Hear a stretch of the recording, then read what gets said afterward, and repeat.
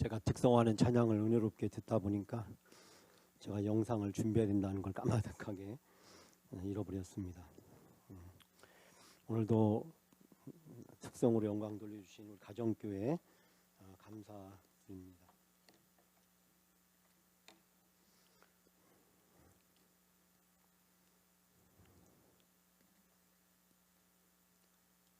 영원 연계 됐나요?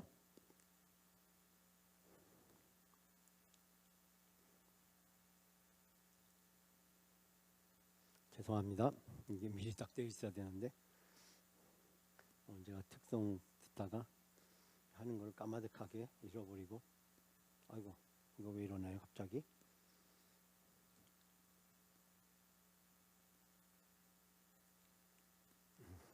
됐습니다. 오늘은 우리가 이제 출애굽기 두 번째 시간이 되겠습니다. 출애굽기 하면 여러분이 잘 아시다시피 우리가 이제 구원의 책으로 이렇게 잘 알고 있죠.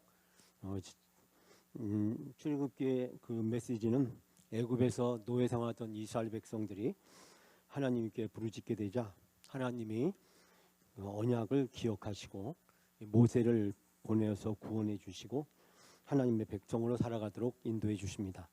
그래서 이 출애굽기 하면 이제 전체 주제가 구원이라고 생각하면 되시는데, 400년 동안 애굽에서 노예 생활하던 이스라엘 백성이 이제 요셉을 알지 못하는 왕이 이제 등극을 하게 되었을 때 이스라엘 백성이 노예로 전락을 하게 됩니다.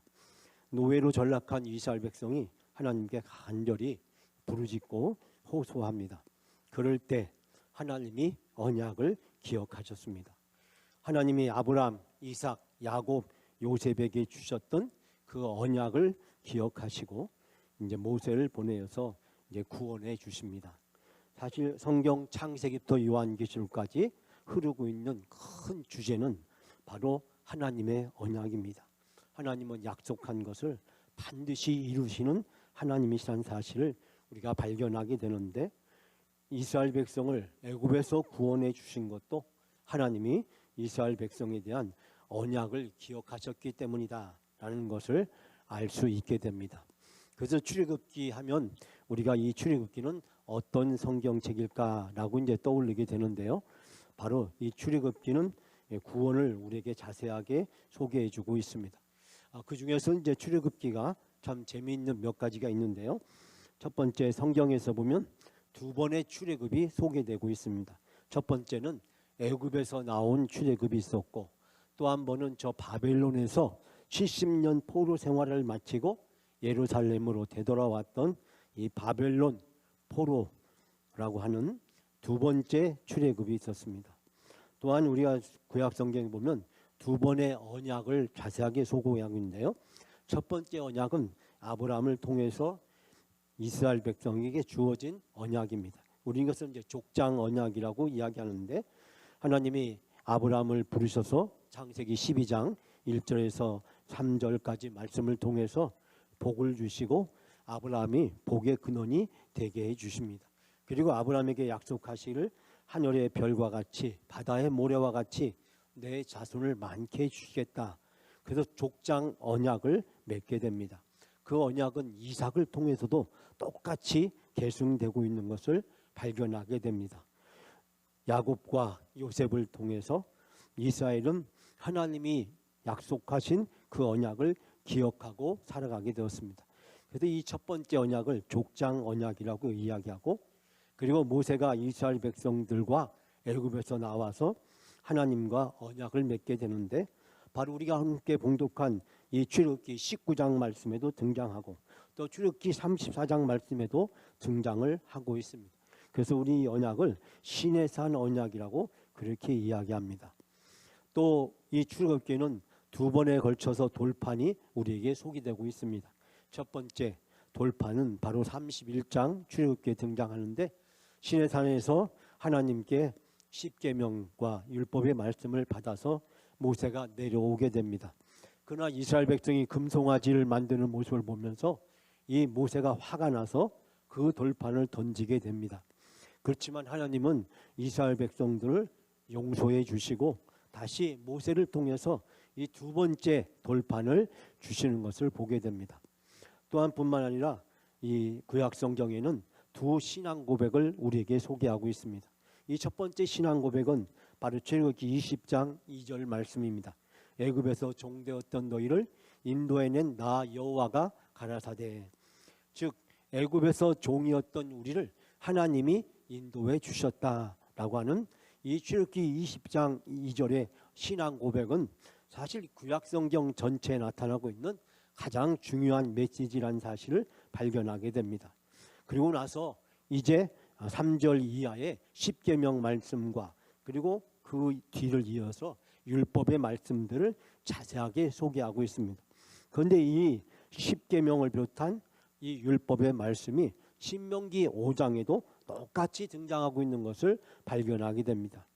이 출애굽기 20장에 있는 첫 번째 신앙 고백이 애굽에서 나온 출애굽 1세대, 그러니까 모세와 함께 애굽에서 나왔던 그 세대들이 하나님께 대한 신앙 고백이고, 그 신앙 고백으로 하나님의 백성으로 살아가는 신앙 고백이라 한다면, 이 두 번째 신앙 고백은 이제 이스라엘 백성이 광야에서 40년간의 방황을 끝내고 가나안 땅에 들어가면서 두 번째 신앙 고백을 하게 됩니다. 즉 가나안 땅에 들어가서 살게 될 이 가나안 세대들에게 이 가나안 땅에 들어가서 어떻게 살아야 될지 바로 그 율법의 말씀을 통해서 가르쳐 주시는 것입니다. 또한 이 두 개의 십계명이 각각 등장하는 것을 보게 됩니다. 제가 좀 전에 말씀드렸듯이 출애굽기 20장에 그리고 신명기 5장에 각각 두 번에 걸쳐서 십계명의 말씀이 등장하는 것을 보게 됩니다. 출애굽기가 오늘날 우리에게 어떤 성경책일까? 여러분이 출애굽기를 읽게 되었을 때, 출애굽기에 대한 설교 말씀을 듣게 되었을 때, 또 출애굽기에 대한 말씀을 묵상하게 될 때 여러분이 먼저 떠올리게 될 것은 구원이라고 하는 단어입니다. 하나님이 우리를 구원해 주셨다. 그리고 하나님은 그 구원의 약속을 반드시 지키시고 이루시는 하나님이라는 사실을 발견하게 됩니다. 제가 여러 자료를 찾다가 어느 미국 사이트에 보니까 우체국에 있었던 웃긴 일이란 이야기를 제가 이제 듣게 되었습니다. 근데 저는 이 이야기를 보면서 아무리 봐도 이게 안 웃기는데 이게 유머라고 되어 있어서 여러분에게 한번 물어보려고 합니다. 한 독실한 신자가 자신의 형제에게 성경책을 보내기 위해서 우체국으로 갔답니다. 그리고 우체국 직원에게 소포 꾸러미를 들어주었더니 그 우체국 직원이 하는 말이 혹시 이 안에 깨질 만한 것이 들어있습니까? 라고 물었답니다.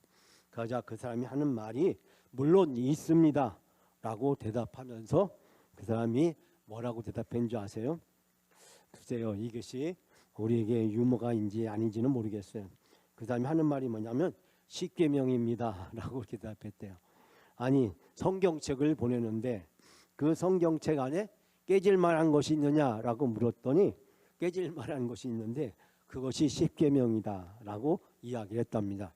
아마 여기서 깨진다라는 것은 성경책이 깨진다라기보다는 우리가 십계명을 지키고 살기가 그만큼 어려워서 하는 얘기가 아닐까라는 생각을 해보게 됩니다. 제가 지난주에 출애굽기 말씀을 함께 나누면서 여러분들에게 첫 번째로 출애굽이라는 주제를 함께 나누었습니다.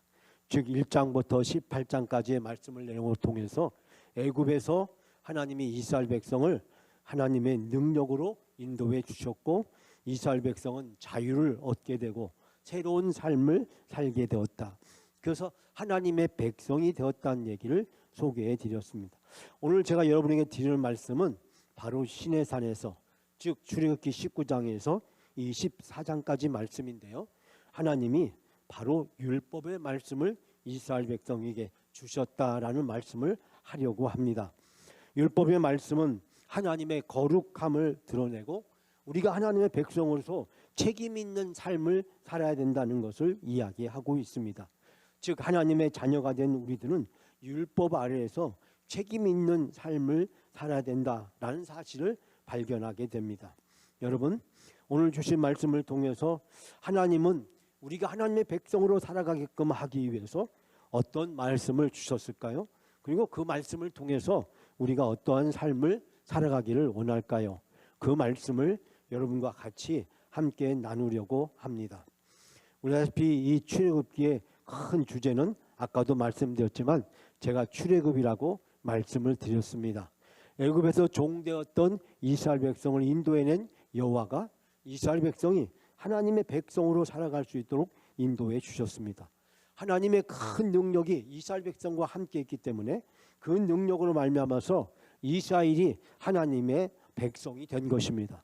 즉 이스라엘 백성이 자기의 힘으로 자기의 능력으로 자기가 똑똑하고 잘났기 때문에 아니면 다른 민족보다 특별하기 때문에 그들이 하나님의 구원을 받고 하나님의 백성이 된 것이 아니라는 사실을 발견하게 됩니다. 그래서 지난주에 우리가 이 네 가지 말씀을, 즉 애굽에서 이스라엘 백성이 어떤 상태에 있었는지, 그때 하나님이 언약을 기억하시고 어떻게 이스라엘 백성을 인도해 주셨는지, 10가지 재앙을 통해서 하나님이 이스라엘 백성을 어떻게 구원해 주셨는지, 그리고 홍해바다를 어떻게 건너게 되었는지, 이 전 과정에서 하나님의 능력이 이스라엘 백성과 함께 했음을 말씀을 드렸습니다. 즉 출애굽은 하나님의 능력의 역사입니다. 하나님의 능력으로 이스라엘 백성들은 하나님의 자녀가 될 수가 있었습니다. 결국 바로의 노예에서 하나님의 백성으로 새로운 삶을 살게 되었는데, 그것은 율법을 통해서 하나님의 백성으로 태어날 수 있다는 사실을 깨닫게 됩니다. 하나님의 부르심을 받아서 애굽에서 모세의 인도 아래 나왔지만, 모세의 인도 아래 나온 이스라엘 백성이 하나님의 율법을 통해서 하나님의 뜻을 알고 또 하나님의 뜻을 이루는 삶을 살아갈 수 있다는 것입니다. 우리가 오늘 함께 나눴던 이 16장 3절에서 6절까지 말씀 중에서 5절 말씀에 그런 말씀이 있습니다. 내 말을 잘 듣고 내 언약을 지키면, 여기서 내 언약, 이 언약이라는 단어에 여러분과 같이 함께 생각해 보려고 합니다. 이 언약이 바로 오늘 주어지는 하나님의 말씀입니다. 그리고 이 언약을 지키는 이스라엘 백성에게 주어진 대가가 무엇이냐? 그것은 거룩한 백성이 되게 해주신다라고 말씀하고 있습니다. 즉 언약을 통해서 거룩한 백성이 될 수 있다는 것입니다. 그리고 이 언약을 통해서 주어진 말씀이 바로 율법인 것입니다. 그러므로 우리는 하나님의 말씀을 통해서 하나님의 백성으로 태어나고 하나님의 백성으로 살아가게 되는 것입니다. 하나님의 백성으로 살아가는 것은 하나님의 말씀이 없이는 불가능한 것입니다. 하나님의 말씀이 없이는 하나님의 뜻을 알 수도 없고 하나님의 뜻을 이루며 살아갈 수도 없기 때문입니다. 그렇기 때문에 말씀이, 율법이 우리를 하나님의 백성으로, 하나님의 자녀로 살아가게 해주신다라는 사실을 발견하게 됩니다. 여러분, 이스라엘 백성이 400년 동안 애굽에서 노예 생활을 했지만, 그러나 그들이 그 노예 생활을 하면서도 하나님에 대한 믿음과 신앙의 정체성을 가지고 있었습니다. 그러나 그 믿음과 신앙의 정체성은 희미하고 연약한 것이었습니다. 이제 시내산에서 하나님이 모세를 통해서 이스라엘 백성에게 말씀해 주십니다. 그 첫 마디가 여러분이 귀가 아프게 듣고 있는 애굽에서 종되었던 이스라엘을 인도해낸 여호와, 애굽에서 종이었던 그 이스라엘 백성을 인도해낸 나 여호와가 가라사대, 즉 하나님은 십계명과 율법의 말씀을 하시기 전에 먼저 자기 자신이 누구인지를 명확하게 밝히고 있습니다. 애굽에서 종이었던 이스라엘을 구원해 주신 하나님이라는 것입니다. 그리고 이스라엘 백성의 정체성은 바로 애굽에서 종이었다는 것입니다. 즉 바로의 종이었던 너희를 구원해 준 나 여호와가 이제 너희에게 이뤄준다라고 말씀을 하면서 하나님은 구체적으로 십계명의 말씀을 이야기를 하고 있습니다. 여러분, 시내산에서 모세는 하나님께 하나님의 말씀을 받습니다. 자, 이 하나님의 말씀을 받는 이 장면을 우리는 시내산 언약이라고 그렇게 이야기합니다.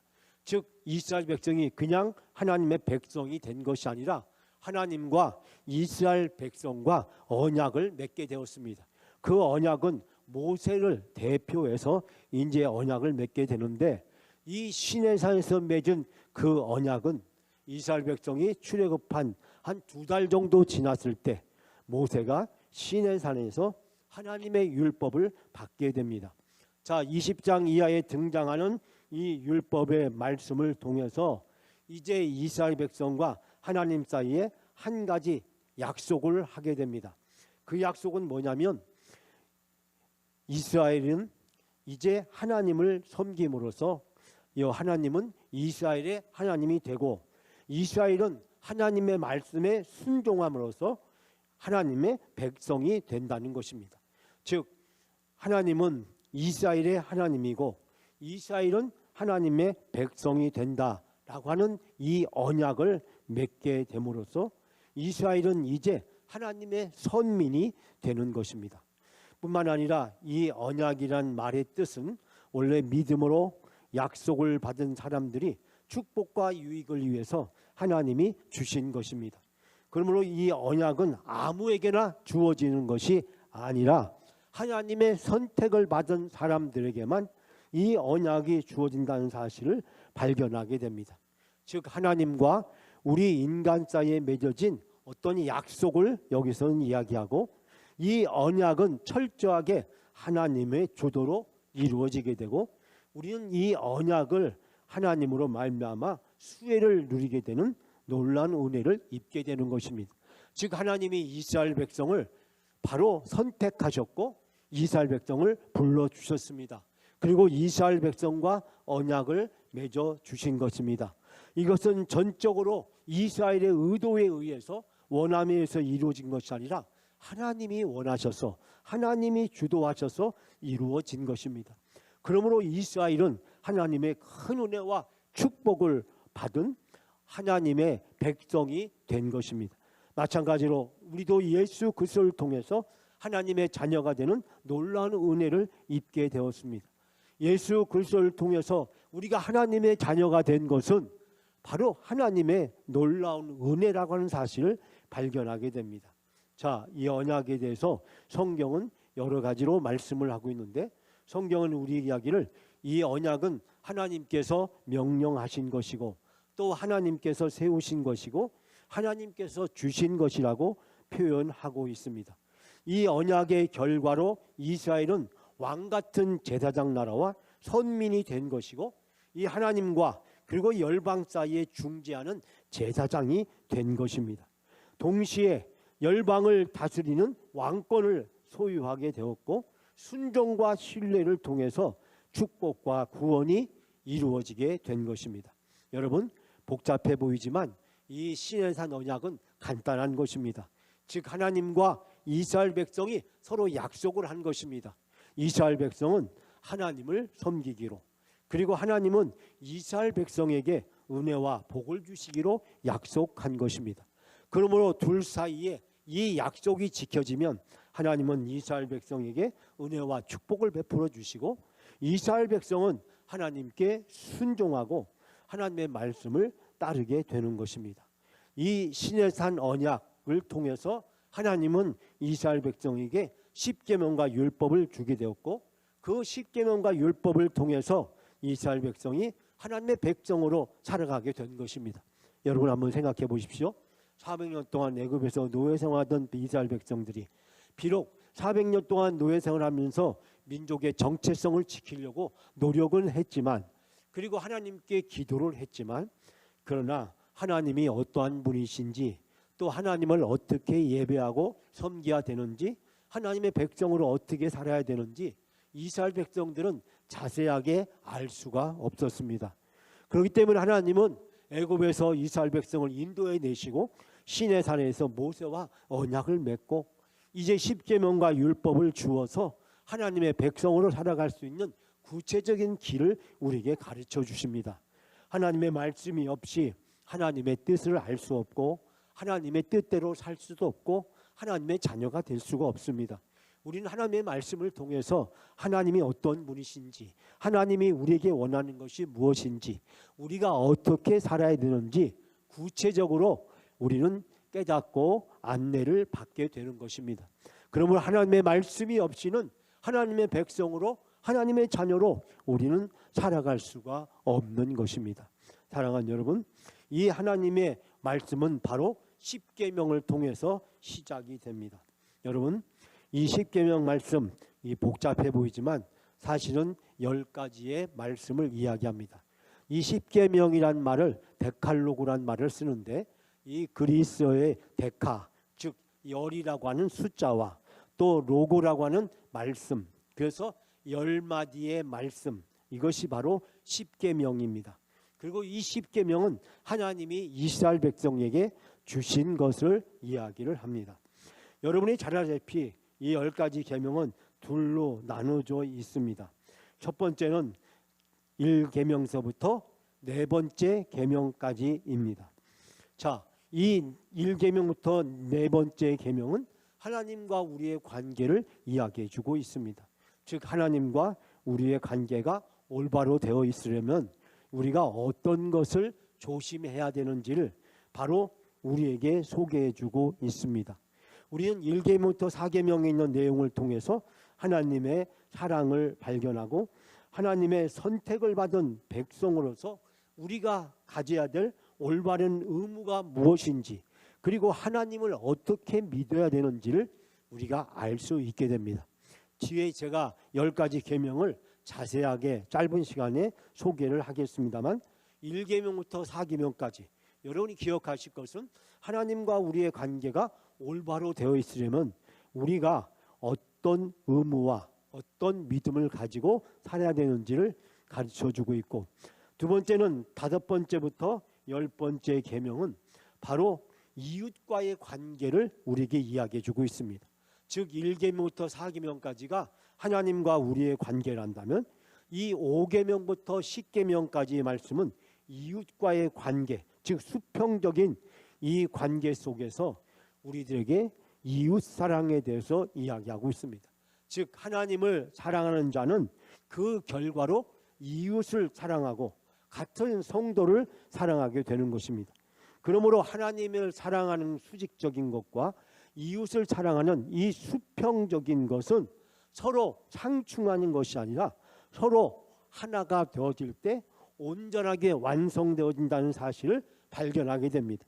즉 하나님의 사랑은 이웃 사랑을 통해서 증명되고 이웃 사랑은 하나님의 사랑을 통해서 증명되는 것입니다. 하나님을 사랑한다고 하면서 이웃을 사랑하지 않으면 하나님을 사랑하지 않는 것입니다. 이웃을 사랑하지 않으면서 하나님을 사랑한다고 하는 것도 역시 하나님을 사랑하는 것이 아니라 그것도 바로 거짓인 것입니다. 즉 하나님의 선택받은 백성으로서 책임을 바로 이 5계명부터 10계명까지는 우리에게 이야기해 주고 있고 우리가 어떻게 행함을 가지고 살아야 되는지를 소개해 주고 있습니다. 자, 여러분, 이 10가지 계명 우리에게 복잡해 보이지만 사실 이 모든 율법 말씀의 가장 기본이 되는 말씀이고 사실 율법이 여기서 출발하고 있다는 사실을 우리는 기억해야 됩니다. 이 시내산 언약의 가장 중요한 정수이자 핵심적인 말씀, 이 10계명의 가르침은 바로 오늘날 우리들에게 많은 교훈을 주고 있고 우리가 하나님의 자녀로 어떻게 살아야 되는지 구체적인 가르침을 배울 수 있게 됩니다. 어느 교회 성경 공부반에서 10계명을 현대말로 표현한 것을 제가 보았습니다. 참 이것을 보면서 여러 가지 많은 것을 생각하게 됐는데요. 자, 이 성경 공부반에서 이야기하기를 첫 번째는 일단 하나님만 유일한 신으로 인정하라. 오직 하나님만 유일한 신으로 인정하라. 두 번째, 이상한 우상을 만들지 말라. 세 번째, 삼가 여호와 이름을 망령되이 일컫지 말라. 네 번째, 사업을 핑계로 안식일을 범하지 마라. 다섯 번째, 오마니와 아버지를 공경하라. 여섯 번째, 육신의 생명을 누구의 생명이든 귀하게 여기라. 7계는 부부 행복의 근원임을 기억하라. 8, 팔팔한 힘으로 남의 것을 빼앗는 일에 쓰지 마라. 9번, 재밌죠? 구라치지 마라. 10번, 10원이라도 남의 것을 탐내지 마라 라고 번역을 했습니다. 자, 이 10가지 계명을 좀 더 우리가 자세하게 들여다볼까요?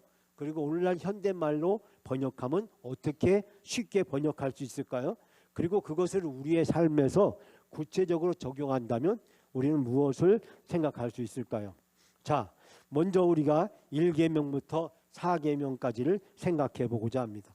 즉 하나님과 우리의 수직적인 관계, 즉 하나님의 사랑을 바로 우리는 이 계명을 통해서 알게 되는데요. 1계명부터 4계명까지 제가 어느 책을 보니까 하나님과의 관계를 손상시키지 않는 4가지 방법이라고 이야기하고 있습니다. 하나님과 우리의 관계가 올바로 되려면 이 말이 손상시키지 않으려면 꼭 기억해야 될 4가지가 있다라고 이야기를 하고 있는데요. 자, 첫 번째 거 우리가 다 같이 한번 읽어볼까요? 너는 나 외에 다른 신들을 내게 두지 말라. 아멘. 너는 나 외에는 다른 신들을 내게 두지 말라. 자, 이 말을 쉽게 간단하게 번역을 하면 다른 신들을 섬기지 말고 라는 뜻으로 우리가 이해할 수 있습니다. 여러분 아시다시피 구약의 출애굽 당시는 많은 신들을 섬기고 있었습니다. 애굽에도 많은 신들이 있었습니다. 그래서 이 다신교, 이 범신론이 지배하는 사회가 바로 고대 사회였습니다. 우리가 지난번에 출애굽에 대해서 함께 말씀을 공부하면서 잠깐 나누었지만 10가지 재앙은 애굽의 10신을 이야기하고 있습니다. 즉 애굽의 대표적인 10신들을 하나님이 10가지 재앙을 통해서 그들을 굴복시켰습니다. 즉 애굽 사람들은 태양신뿐만 아니라 많은 신들을 가지고 있었습니다. 그래서 이 다신교 또 그 우상 숭배에서 벗어나지 못하고 있었습니다.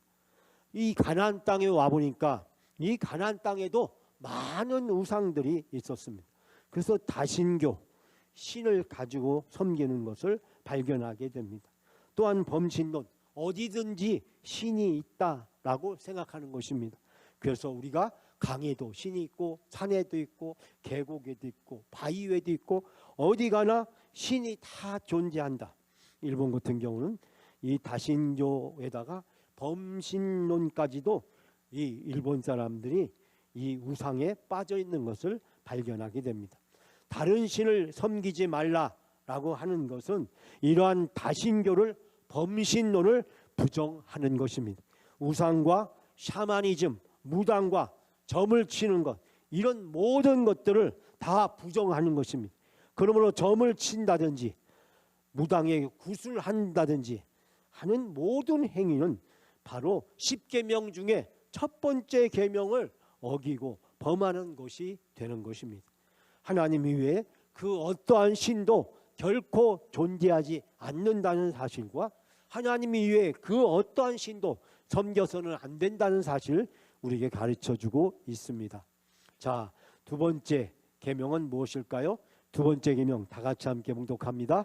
너를 위하여 새긴 우상을 만들지 말고 절하지 말라. 아멘. 우상들을 숭배하지 말고라는 뜻입니다. 우상들을 숭배하지 말라는 것입니다. 형상, 즉 어떠한 상을 만들어서 그것을 숭배하는 것을 금지하고 있습니다. 이 고대 사회에서는 형상을 만들어 숭배하는 것이 얼마나 많았습니까? 이스라엘 백성도 애굽에서 나왔지만 그 광야에서 금송아지를 만들고 금송아지에게 경배를 함으로써 시내산에 내려온 모세가 화가 나서 10계명 돌판을 던지는 바로 그와 같은 비극적인 사건까지도 생기게 되었습니다. 즉 많은 우상과 그리고 범신론자들의 공통적인 특징이 바로 신앙을 하는 그 대상을 눈에 보이는 형상으로 만들어서 숭배하려고 한다는 것입니다. 가나안과 애굽의 많은 종교들이 바로 이 형상을 가지고 있었기 때문에 종교적인 경배와 구복, 즉 복을 구하는 그 모든 행위를 다 금지하고 있는 것을 보게 됩니다. 우리나라도 이 샤머니즘과 이 주술과 이 무당으로부터 벗어나지 못하고 있는 그런 모습들을 발견하게 됩니다. 즉 우상을 숭배하지 말라, 고대 사회에서 가장 일반화되어 있고, 그리고 모든 전제 국가의 왕들이 백성들에게 강요하는 바로 그 강요를 단호하게 거부하고 있는 것입니다. 애굽뿐만 아니라 가나안뿐만 아니라 바로 저 바벨론 포로 붙잡혀 갔을 때 바로 우리가 잘 알다시피 다니엘과 세 친구가 직면했던 위협은 무엇이었습니까? 바로 우상에게 절을 하는 것이었습니다. 우상에게 절하는 것을 단호하게 거부했던 다니엘의 세 친구는 바로 풀무 속에 내던져지는 그런 일을 겪게 됐지만, 오히려 하나님의 큰 능력과 권능을 경험하고 하나님이 얼마나 위대하신 분이신가를 증명하게 되는 것을 발견하게 됩니다. 세 번째는 다 같이 함께 세 번째 계명을 봉독합니다. 너는 내 하나님 여호와의 이름을 망령되게 부르지 말라라고 하는 것입니다. 자, 여호와의 이름을 망령되게 부르지 말라. 이 망령이란 말, 그 말은 함부로 사용한다는 것입니다. 하나님의 거룩하신 이름을 함부로 사용하지 말라라고 하는 것입니다. 여러분, 애굽에서 바로는 태양신의 이름으로 이스라엘 백성을 노예로 삼고 이스라엘 백성을 다스렸습니다. 바로는 태양신의 이름으로, 신의 이름으로 이스라엘 백성들을 노예로 삼고, 그리고 이 노예 제도를 정당화한 것입니다. 우리가 때로는 신의 이름으로, 하나님의 이름으로 빌어서 우리 자신의 주장을 정당화하거나 다른 사람들에게 나의 뜻을 강요하려고 하는 경우가 참 많은 것을 발견하게 됩니다. 여호와의 성호를 경외하라고 하는 것입니다. 여호와의 이름은 존귀와 영광의 상징입니다. 그러므로 하나님의 이름을 남용하는 것을 금지하고 있습니다. 사실 이스라엘 백성은 여호와라는 이름을 부르지 않습니다. 그들은 여호와라는 이름을 부를 때는 주라고 대신해서 불렀습니다.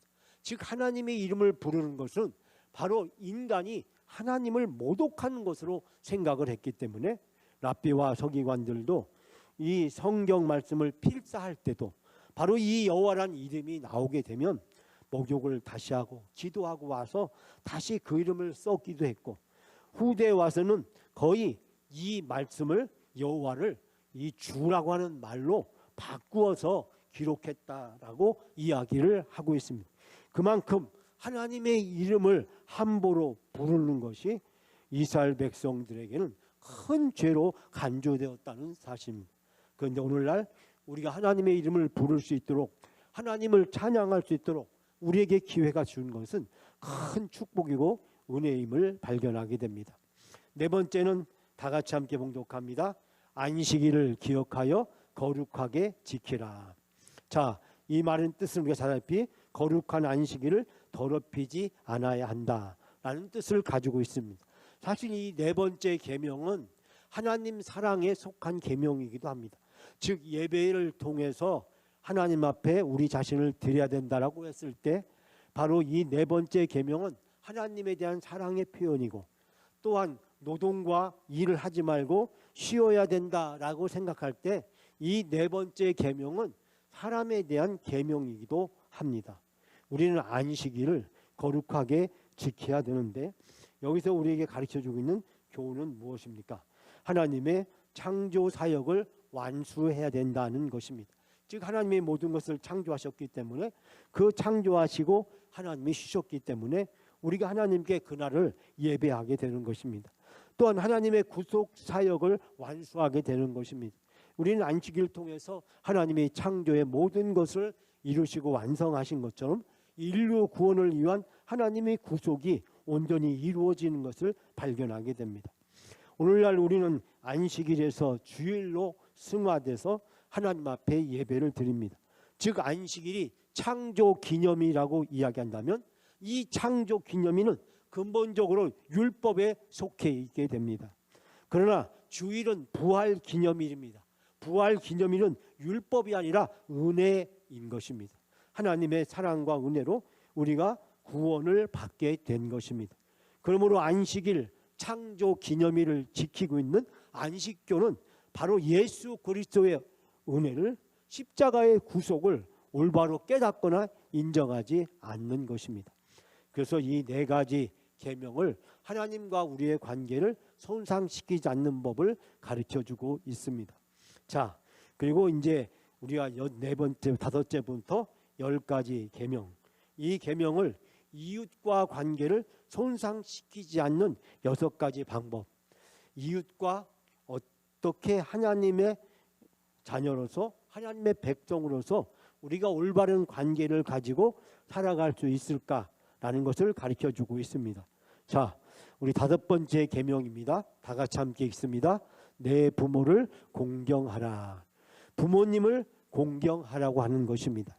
자, 가장 으뜸이 되고 약속 있는 첫 계명이라고 성경은 우리에게 소개해주고 있고, 부모는 하나님의 대리자요, 혈연 관계는 영적 관계로 승화하고 있는 성경 말씀을 발견하게 됩니다. 즉 부모는 단순한 혈육의 관계가 아니라고 하는 사실을 성경은 우리에게 가르쳐주고 있습니다. 6번째 계명입니다. 다 같이 읽습니다. 살인하지 말라.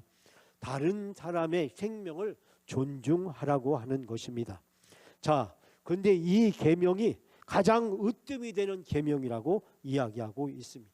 여러분, 가인이 지었던 죄가 무슨 죄였습니까? 바로 동생을 그가 죽인 죄였습니다. 살인은 바로 하나님이 할 수 있는 것입니다. 하나님 이외에 그 누구도 살인은 정당화할 수가 없는 것입니다.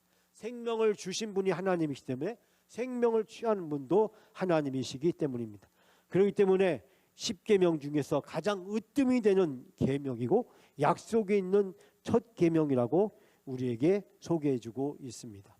자, 그러면서 7번째 계명 다 같이 읽습니다. 간음하지 말라. 이 말은 결혼을 소중히 여기라라는 뜻을 가지고 있습니다. 남녀간의 깨끗한 성윤리와 하나님의 창조 질서, 그리고 교회와 그리스도의 올바른 연합의 관계를 우리들에게 설명해 주고 있습니다. 7번째 다 같이 함께 합니다. 도둑질하지 말라. 다른 사람의 소유를 소중히 여기라고 하는 것입니다. 이웃의 재산을 보호하고 사유재산을 인정하는 것입니다. 부당한 방법으로 부를 축적하는 모든 행위를 금지하고 있는 것입니다. 즉 정당한 방법으로 부를 축적해야 되며 다른 사람의 가진 것을 소중하고 귀하게 여겨야 된다라고 하는 것입니다. 자, 9번째 계명입니다.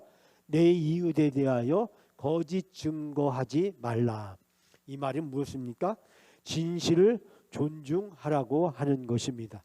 특별히 이 고대 사회에 있어서 위증은 다른 사람에게 심각한 폐를 끼칠 수 있는 결과를 낳았습니다. 이 고대 사회에서 증거를 찾는다라고 했을 때 그 증거가 어떠한 영상이나 어떠한 기록을 찾기가 어려웠기 때문에 사람들의 증언을 소중하게 여겼습니다. 그러다 보니까 거짓 증거를 하게 되면 상대방에게 심각한 피해를 끼치게 되는 것입니다. 위증을 금지하고 진리에 따라 행동하는 것이라고 이야기하면서 성경은 거짓은 마귀에게서 나오는 것이라고 이야기하고 있습니다. 그러니까 우리가 거짓에 휘두르거나 거짓말을 하는 것은 결국 마귀에게 우리 자신이 사로잡히는 것이라고 말씀하고 있습니다. 마지막 10번째, 죄송합니다. 갑자기 잘 안 되네요. 마지막 10번째, 자, 10번째 함께 읽습니다. 내 이웃의 집을 탐하지 말라. 하나님이 나와 다른 사람에게 주신 것을 소중히 여기라. 즉 탐심에 관한 교훈을 주고 있습니다. 탐심은 죄의 근원인 것입니다. 이것은 우상 숭배와 동일시하고 있다는 사실을 알 수 있게 됩니다. 여러분, 우리가 잘 알고 있는 10계명을 간단하게 우리가 살펴보았습니다. 1계명부터 4계명까지는 하나님과의 관계를 손상시키지 않는 것, 그리고 6번째부터 10번째 계명은 이웃과의 관계를 손상시키지 않는 법이라고 말씀을 드렸습니다. 자, 여러분, 이 10계명이 주고 있는 교훈을 한마디로 요약한다면 무엇으로 요약할 수 있을까요? 제가 여기 있는 내용을 다 설명하지 않고 한마디로 요약한다면 이 10계명은 이 고대 어느 문서에도 발견되지 않는 문서입니다. 이 고대 여러 나라에 많은 법률과 그리고 많은 종교들의 문서들이 있고 도덕과 윤리에 대한 지침들이 있지만 십계명과 같은 교훈이 담긴 것을 찾을 수가 없습니다. 여러분, 이 십계명은 바로 하나님이 노예로부터 이스라엘 백성을 구원해 주신 감사의 표시로 이스라엘 백성이 지켜야 될 10가지 계명을 이야기하고 있습니다. 그러므로 이 십계명은 하나님 앞에서 모든 사람은 다 평등하다는 것을 선포하고 있고, 고대 사회의 신분과 계급 그 모든 것들을 다 부인하고 있습니다. 하나님 앞에서 모든 인간은 평등하다. 여러분, 그것이 바로 십계명이 주고 있는 가장 중요한 메시지라는 사실을 발견할 수 있게 됩니다. 여러분, 바로 이 십계명은 우리들에게 아무것도 노예는 선택할 수 없다. 즉 이스라엘 백성이 애굽에서 노예 생활을 할 때 바로 이 십계명은 그 노예 생활과 관련되어 있는 것입니다.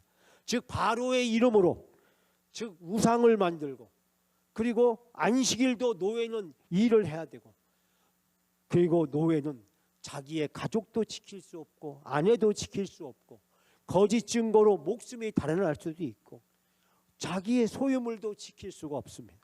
이 십계명은 노예는 아무것도 할 수 없는 것을 우리에게 가르쳐주고 있습니다. 애굽에서 400년 동안 노예 생활을 하면서 하나님은 그 노예로 삼는 모든 것들을 부정하고 노예로 삼는 모든 것들을 하나님은 죄로 여겼음을 발견하게 됩니다. 그러면 미국이 아직도 인종차별을 벗어나지 못하는 것은 미국이 자유국가고 신앙이 있는 것처럼 보이지만 미국이 아직도 도덕과 윤리에서 그리고 신앙에 있어서 얼마나 타락하고 부패한 나라인가를 발견하게 됩니다. 십계명은 바로 우리들에게 하나님 앞에서 모든 사람은 다 평등하며 하나님은 모든 사람을 다 사랑하신다.